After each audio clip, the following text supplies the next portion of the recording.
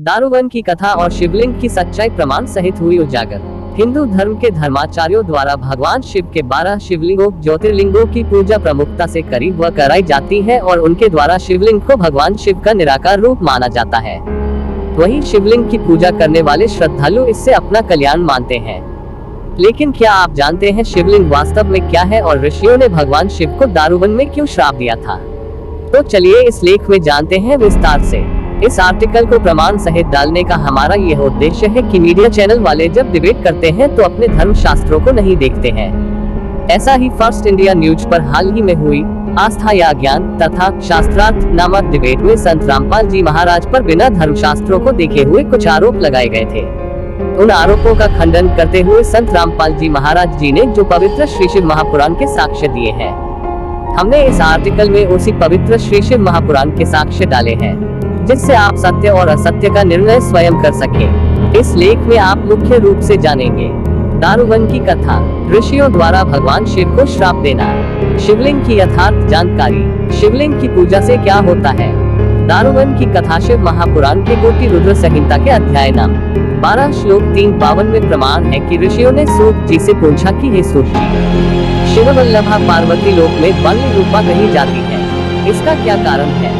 ऋषियों के इसी प्रश्न का उत्तर देते हुए सूत जी ने कहा, हे श्रेष्ठ ऋषियों, मैंने व्यास महर्षि वेद व्यास जी से जो कल्पभेद की कथा सुनी है उसी का आज वर्णन कर रहा हूँ, आप लोग सुने। पूर्व काल में दारू नामक वन में वहाँ नित्य शिव जी के ध्यान में तत्पर शिव भक्त रहा करते थे। वे तीनों कालों में सदा शिव जी की पूजा करते थे और उनकी स्तुति किया करते थे। शिव ध्यान में मग्न रहने वाले वे शिव भक्त श्रेष्ठ ब्राह्मण ऋषि किसी समय समिधा यानी हवन के लिए लकड़ी लेने के लिए वन में गए हुए थे। तभी भगवान शंकर वहां दिगंबर अर्थात नग्न अवस्था में हाथ में लिंग को धारण कर विचित्र लीला करने लगे। श्री शिव महापुराण द्वितीयवारिधि पशून्य ज्वाला प्रसाद जी निष्कृत हिंदी टीका सहित हेमराज श्री कृष्णदास प्रकाशन बम्बई के कोटि रुद्र संहिता के अध्याय नाम 12 श्लोक 3-52 ऋषियों द्वारा भगवान शिव को श्राप देना। शिव जी के दिगंबर नग्न रूप को देखकर ऋषि की पत्नियां अत्यंत भयभीत हो गयीं, जिनमें से कुछ ऋषि पत्नियां वापस आ गयीं और कुछ स्त्रियों ने परस्पर हाथ पकड़कर आलिंगन किया। उसी समय सभी ऋषि वन से हवन की लकड़ी लेकर आ गए और वे इस आचरण को देखकर दुखित तथा क्रोध से व्याकुल हो गए। तब समस्त ऋषिगण दुखित हो आपस में कहने लगे, ये कौन है?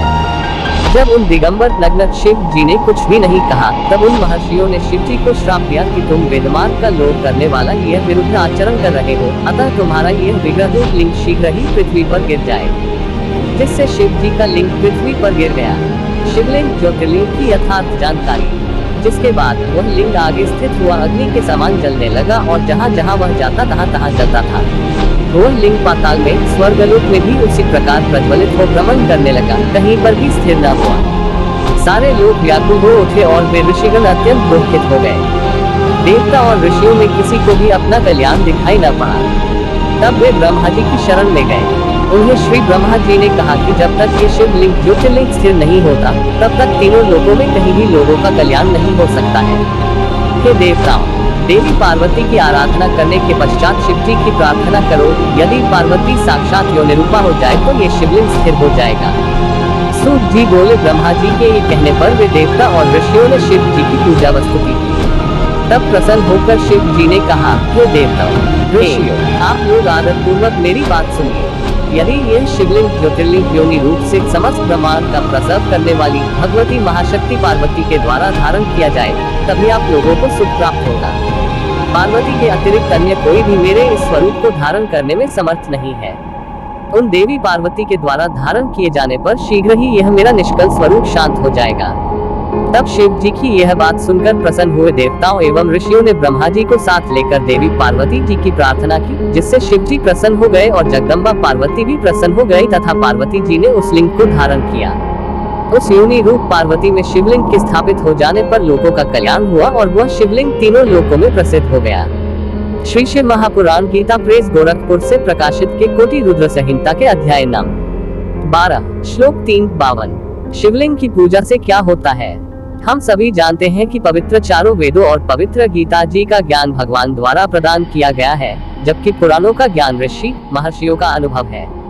इसलिए भक्ति के लिए भगवान द्वारा प्रदान किए गए शास्त्र पवित्र गीता जी और चारों वेद मान्य हैं और चारों वेदों के सार श्रीमद् भागवत गीता में कहीं भी शिवलिंग ज्योतिर्लिंग की पूजा करने का विवरण भगवान द्वारा नहीं दिया गया, जिससे शिवलिंग पूजा गीता विरुद्ध मनमानी क्रिया है।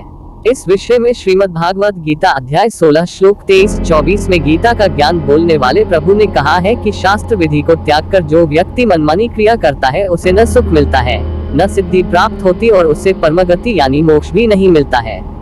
इससे स्पष्ट है कि शिवलिंग की पूजा से आत्म कल्याण संभव नहीं है। श्रीमद् भागवत गीता अध्याय 16 श्लोक 23-24। निष्कर्ष: हिंदू धर्म के धर्माचार्यों को अपने ही धर्म ग्रंथों का ज्ञान नहीं है। शिवलिंग शिव जी के लिंग को योनि रूप भगवती पार्वती द्वारा धारण किए जाने का प्रतीक है। शिवलिंग की पूजा शास्त्र विरुद्ध मनमाना आचरण है, जिससे आत्म कल्याण संभव नहीं है। निष्कर्ष: हिंदू धर्म के धर्माचार्यों को अपने ही धर्म ग्रंथों का ज्ञान नहीं है। शिवलिंग शिव जी के लिंग को योनि रूप भगवती पार्वती द्वारा धारण किए जाने का प्रतीक है। शिवलिंग की पूजा शास्त्र विरुद्ध मनमाना आचरण है, जिससे आत्म कल्याण संभव नहीं है।